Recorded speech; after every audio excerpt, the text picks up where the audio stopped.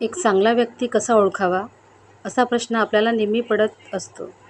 तर एक चांगला व्यक्ती तो नाही की जो खूप छान बोलतो. बोलतात तर सर्वच चांगले.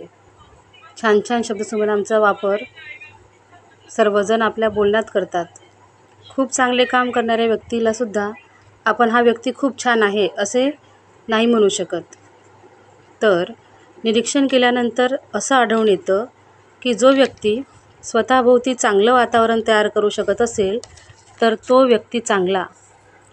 पण ही गोष्ट आपल्या आयुष्यात येणाऱ्या नवीन लोकांना लागू पडत नाही.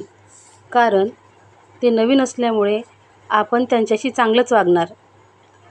परंतु तेच जर आपल्याला आपल्या घरात वावरताना आपण आपल्या पत्नीशी किंवा आपल्या पतीशी किंवा आपल्या मुलांशी कसं वागतो यावर ठरत असतं. बाहेर तर आपल्याला चांगलंच वागावं लागतं.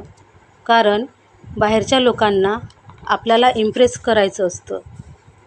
पण घरात वावरताना आपला खरा स्वभाव आपण दाखवत असतो. आपण घरात जे वातावरण तयार करतो त्यावरच आपलं खरं सुख अवलंबून असतं.